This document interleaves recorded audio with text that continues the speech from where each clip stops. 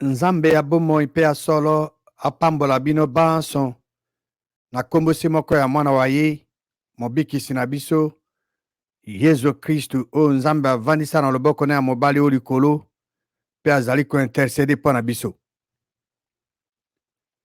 Nazali kotondo Nzambe botondi mpo na libakuli ye apesi ngai lelo mpo ete nakoka kosolola na bino mpo na mayema tali lilobali ya ye. Ezali ngai wa bino ndeko Tito Ngbanda. Boye bolamu na émission na biso que dit la parole de Dieu. Lilobali ya Nzambe elobi nini? Mutuna mwa biso ya lelo ezali boye. Yo ndeko mwasi yo ndeko mobali yo olobaka ke obotami mbotama ya sika. Elembo nini yo oza na yango? Oyo ezokolakisa ke obotama mbotama ya sika. Elembo nini yo oza nango eza kolakisa ke oza na elimu esantu. Po ete lilobali ya Nzambe ezali ko garantir biso elembo ena. Na kosenga na bino bozwa ba Biblia na bino tokene na évangile ya Marc chapitre 16. Marc chapitre 16. Mnambala lekaki awa tolobaki mayema tali sekwa ya mokonzi na biso Yesu Kristu.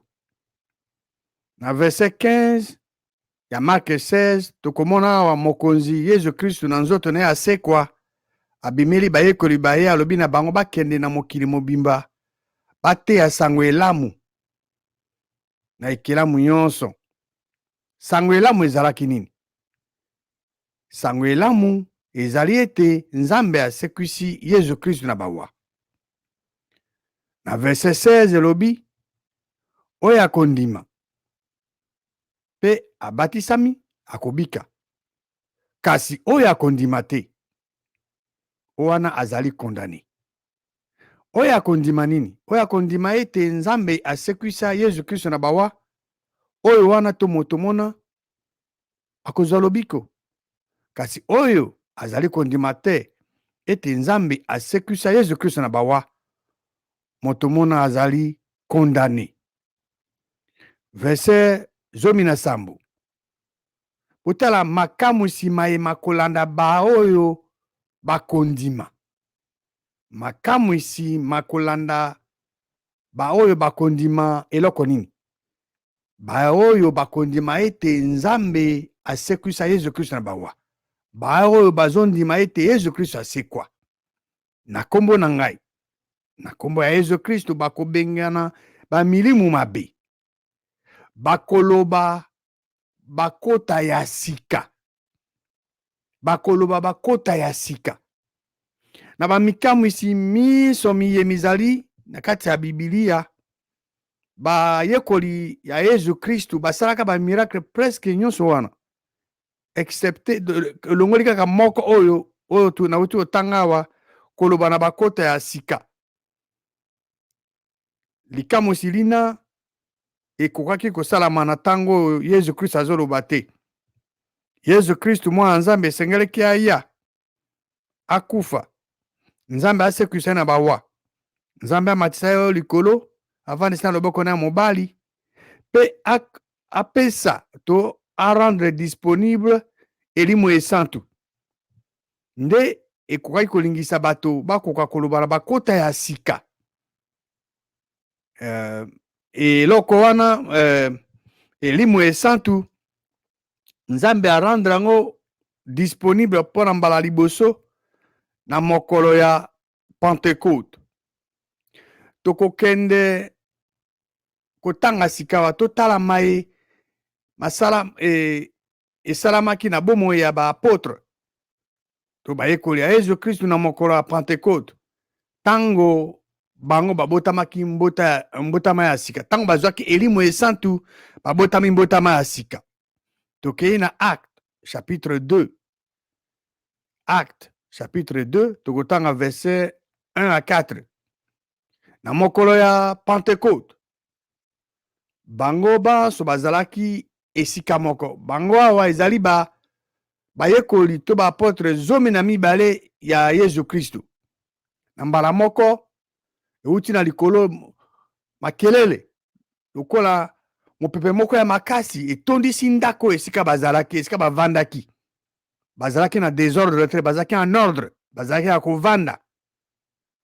Donc ilobi ke euti likolo makelele lokola mopepe ya makasi etondisi ndako esika bazalaki. Donc balangue bakota lokola kota ya moto ebimeli bango evandeli moko na bango. Verset 4. Bango baso batondamaki na elimu esantu. Pe bango babandi koloba na bakota ya sika lokola nzambe aza kopesa bango po ete baloba. Verset 4 elobi nini? Bango baso batondamaki na nguya elimu esantu. Moko te azangaki. Bango baapotre nyonso batondisamaki na elimu esantu. E bango baapotre bango ne babandi koloba bakota ya misusu ya sika wana. Ezali te elimu esantu oyo bango bazwaki nde ebandi koloba. Ndenge bato basusu bateyaka te. Tango bango bazwi elimu esantu, bazwi nguya, bango nde babandi koloba na bakota ya sika lokola nzambe ye moko aza kopesa bango maye sengaki baloba. Eloko nini liloba nzambe ezolobela biso awa na Acte chapitre 2 verset 4. Ezali verset munene na kati ya liloba nzambe. Esengeli tososola yango malamu toyeba yango. Ezali événement moko nzambe aza kozela yango mibu ebele. Nzambe aza koluka bato bakokumisa ye na elimu pe ya solo. Mais eloko wana esalami mbala liboso na jour ya Pentecôte.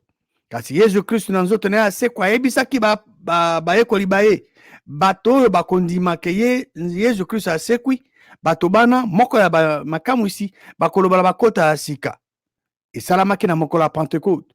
Acte 2 4 ezoloba na biso ke baapotre ya Yesu Kristo bazaki zomi na mibale batondamaki na elimu esantu.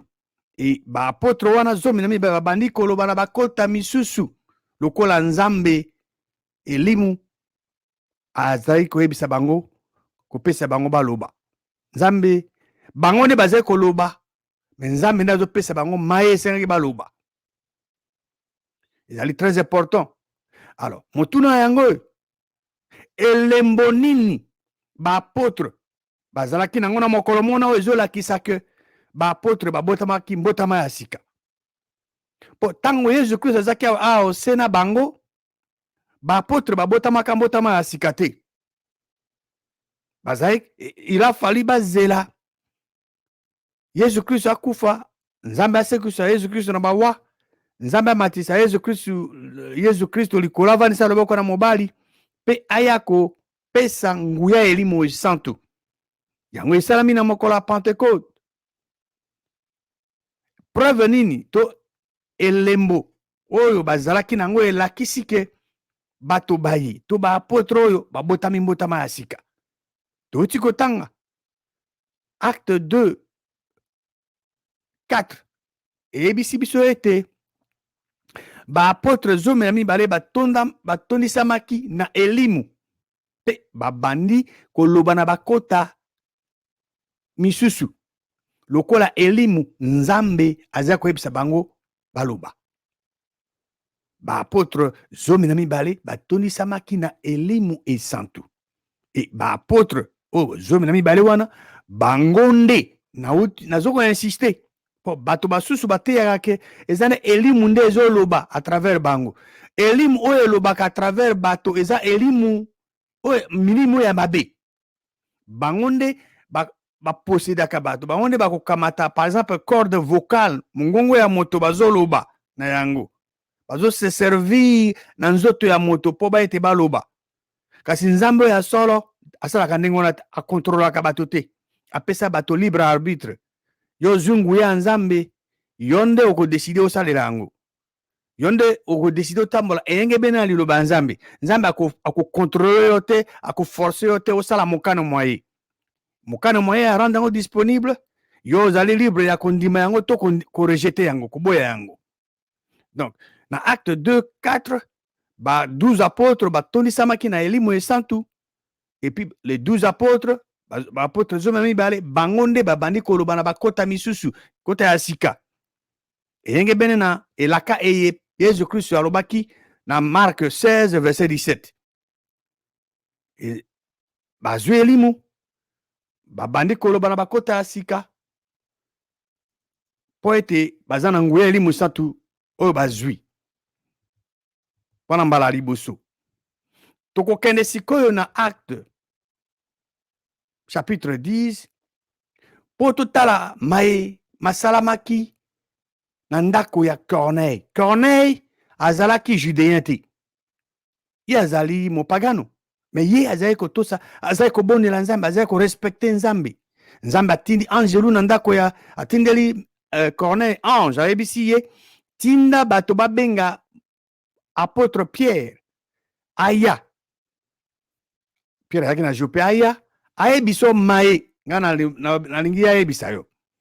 Ye pe Corneille azaki mokonzi ya basoda atindi basali baye bake bakomi kuna epa Petro. Avant même bango bakoma nzambe asa preparaki Petro na bolakisaka ye banyama ndenge na ndenge ezali impur aboma alia. Pierre azali kosala lokola argumente nzambe abi oyo nga na deklare ezali pur yo ozomona ngo eza impur. Tango bato bana bakomi Pierre a comprendre ke eutaki epa nzambe ake na bango.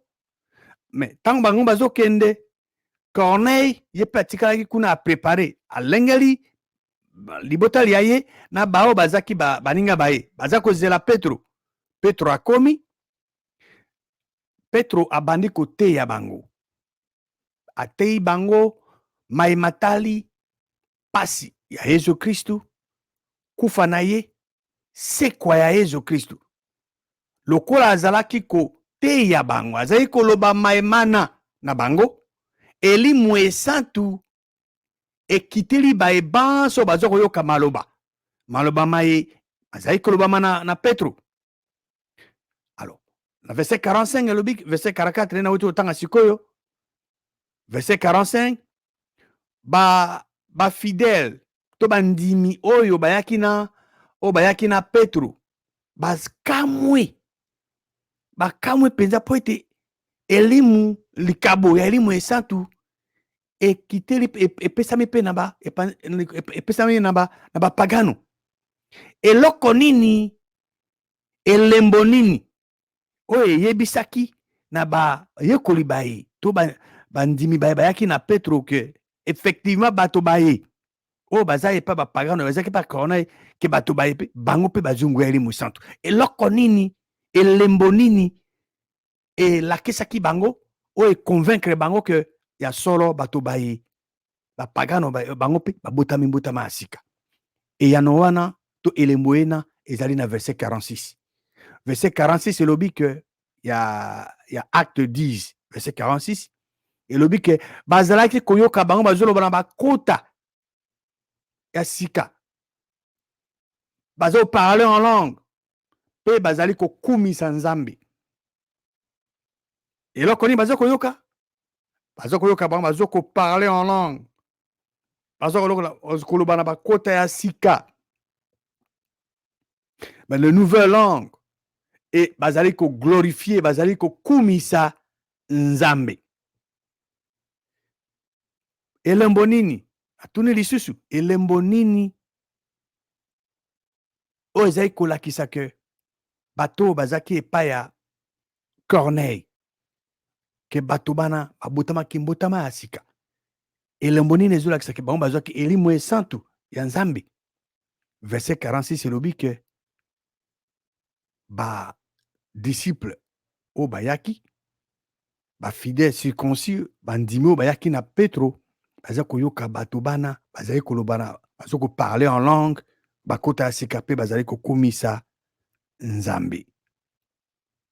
Tokende sikoyo na chapitre 19 ya acte po totala elaka mosusu preuve mosusu ya bato baye babotamaki mbotama ya sika ntango bazwi elimu esantu na nzambe eloko nini esalamaki.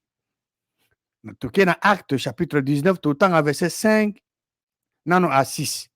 Paul akomaki na Efese akutani na bayekoli basusu mpe atunaki bango motuna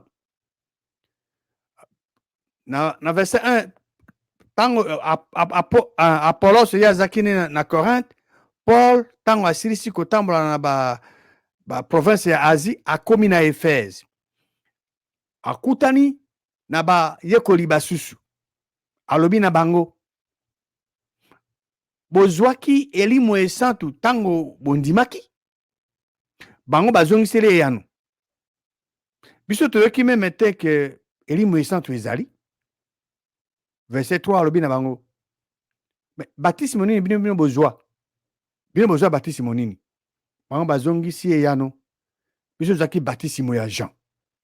Verset 4 alors Paul alobi na bango Jean abatisi bino batisimo ya kobongola motema repentance lobaka lobaka na bato bandima na oyo aza koya nsima na ye elingi koloba na Yesu kondima Yesu Kristo na utaki kopartage na bino awa Yesu Kristo na sekwa na ye alobi na bayekoli baye bakende koteya sango elamu eza sekwa na ye kondima alobi baye bakondima ke nzambe asekwi na bawa baye bakondima ke ya asekwi aza na bomoi bato bana bakomona makamwisi ndenge na ndenge moko ya bamakamwisi ezaki bakoloba na kota ya sika. Alors awa apôtre Paul azoloba na verset 4 Paul alobi na bango Jean abatisi na batisimo ya mai batisimo ya repentance ya kobongola motema kobongola bizaleli na lobaka na bato bandima na oyo azokoya nsima na ye elingi koloba na Yesu likolo ya maloba mana bato bana babatisamaki na nini babatisamaki na kombo ya mokonzi Yesu. Liloba nzambe elobi te ke bato bana babatisamaki na mai te liloba nzambe elobi babatisamaki na kombo ya mokonzi Yesu Kristo. Totanga sikoyo verset 6 ya Acte 19 Acte 19 verset 6 verset 6 elobi nini tango Paul ati maboko maye liko na bango elimu esantu ekiti liko na bango eloko nini esalami balobi na bakota ya sika mpe baprofetize elembo nini elakisaki ke bato bayekoli badisiple oyo bazaki na Efese bazwaki elimu esantu to babotama ya sika ete na mibale ya verset 6 elobi nini bazalaki kolobana bakota ya sika mpe bazalaki koprofetize. Voilà bazalaki kolobana kota ya sika mpe bazalaki kosala nini koprofetize. Parole de Dieu eza clair. Sikawa nalingi natuna yo ndeko mwasi yo ndeko mobali motuna batisimo nini oyo ezali munene koleka batisimo eza na kati ya Biblia ebele kobana na ebandeli kuna ya Biblia babateme ezali ebele me nazotuna awa yo ndeko mwasi yo ndeko mobali biso na yo toza na administration de la grâce batisimo nini eleki batisimo nyonso ezali motuna tosengeli na eyano et tokokende awa kotanga ba dernières instructions oh Yesu Kristu na kati na nzoto na ye asekwa akopesa na bayekoli baye nakanisi yo ndeko mwasi yo ndeko mobali soki bazokopesa ba instruction ya soki oyo ya dernière minute esengeli okonsidere yango. Yesu Kristu asekwi na bawa avant que nzambe amatisa likolo a élevé ye amatisa ye ye azoko tika ba dernière instruction na ba yekoli ba ye. Dans acte chapitre 1 verset 5 le biboui. Abi na bango ete Jean abatisi na mai. Kasi bino na mwa mikolo mike boko batisama na elimu esantu. Boko batisama na elimu esantu. Verset 8. Kasi boko zwanguya elimu esantu ekokitela bino, boko zala ba témoin na ngai na Jérusalem, na Judée mobimba, na Samarie, pe jusqu'aux extrémités de la terre. Na suka ya mokili. Biso tozali na biso na bino, tozali na Jérusalem te, tozali na Judée te, tozali na Samarie te, mais tozali na suka ya mokili. Tozali concerné na elaka oyo. Ya bozwi nguya ya elimu esantu ekokitela biso. Elobami awa. Batisimo eleki batisimo mpona biso lolo ezali important ya munene, ezali batisimo ya elimu. Esengeli kobatisama na kombo ya Yesu Kristu. Tango oyo ya eloko ya munene ekomi, eloko ya munene ezali elimu. Soko ekomi, eloko ya muke esengeli s'effacer elongwa. Eloko ya muke ezali nini? Ezali mai. Acte 2, tokotanga verset 37 à 39. Awa, na mokolo ya Pentecôte, ba apôtre o bandimaki ke Nzambe asekisi Yesu Kristo na bawa, et bazalaki kozila ba instruction ba Yesu Kristo ayebisango bazela eloko Nzambe alakaki, elaka ezaki nguya elimu esantu. Ba apôtre bazwi elimu esantu, balobi na kota ya sika. Et apôtre Pierre, à un certain moment, bato bayaki na Jérusalem, autaki na kota bato ndenge na mokili. Presque toutes les nations de toute la terre, bazalaki kuna na jour wana ya Pentecôte. Et tango bango bazwi elimu esantu ba parler en langue, bato basusu bazali koloba ke bango balangwe. Mais apôtre Pierre atelemi alobi. Tango apesi discours na ye, alobi ma matali pasi ya Yesu Kristu. Liwa na ye, sekwa na ye. Bato, liloba Nzambe ezoloba na verset 37 que tango bayoki discours ya Pierre et touché motema na bango. Pe balobi na Petro pe na ba apôtre basusu bandeko mibali. Tosala boni. Bazalaki touché, siko bazolinga bayeba eloko nesenga basala. Petro alobi nini na verset 38. Petro alobi na bango, bobongola bizaleli bya bino. Pote moko na moko abatisama na mai. Te, ezaloko Petro alobi yango na te. Petro auta kozwa ba instruction à dernière minute et pas mokonzi Yesu Kristu. Avant Yesu Kristu Nzambe amatisa likolo. Jour ya Pentecôte bazwi elimu esantu. Petro atelemi awa azoloba. Alobi na bobongola bizaleli bya bino. Bobongola mitema bo se repentir. Et que moko na bino abatisama na kombo ya Yesu Kristu. Pana bolimbisi ya masumu. Pe bokozwa likabo ya elimu esantu. Po ete elaka ezai pana bino. Bino banani. Ya ezai koloba banani. Aba Yuda. Elaka ezai pana bino. Bino Israel. Pana bana babino. Bana Israel. Et pana baeba so bazana mosika o Nzambe akobengisa. Nzambe mokozi na biso akobengisa. Biso na bino toza mosika. Nzambe nda bengisi yo ndeko mwasi yo ndeko mobali. Nzambe nda abengisi ngai. Donc elaka eye Nzambe apesaki yango ezali pona yo, ezali pe pona ngai. Eloko nini apôtre Pierre, pardon, alobi na ba Israélite na verset 38, il y a acte 2. Acte 2, 38, ezoloba na biso boy. Petro alobi na bango, repentez-vous. Bobongola mitema me abino, bobongola bizaleli bya bino. Et que moko na bino abatisama na kombo ya Yesu Kristu. Pona bolimbisi ya masumu mabino.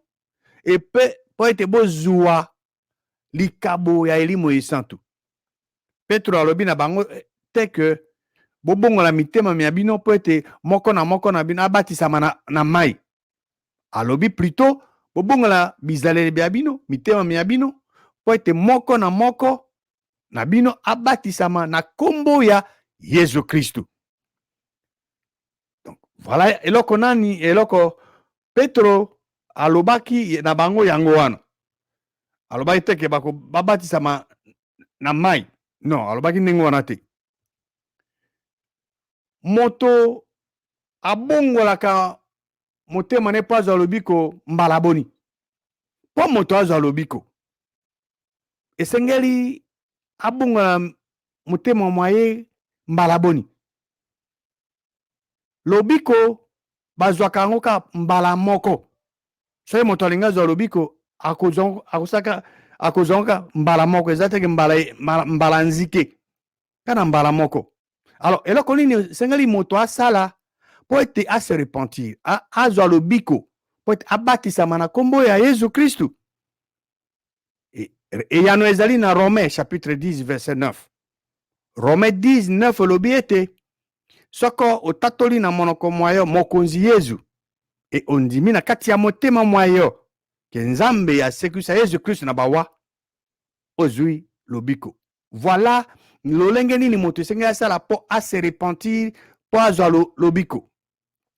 Soko osali mae ekomami na Romains 10 verset 9 yo okozwa bolimbisi ya masumu mabe manso mae yo sala dans le passé nyonso elongwe Nzambe apesi yo likabo ya elimu esantu okomi mwana na ye ya mwasi to ya mobali mpo na seko na seko.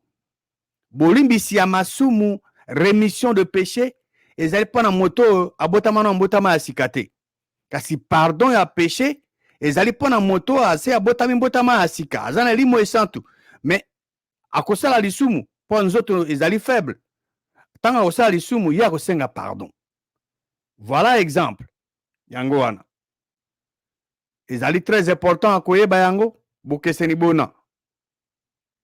Pona kosukisa motuna na biso lelo ezalaki elembo nini yo ozali nango yo ndeko mwasi yo ndeko mobali oyo ezolakisa ke yo obotami mbotama ya sika oza na elimu esantu ya Nzambe eke ozali na nzela mpona kokende o likolo eke lifelo ekoki koampeshe yo te.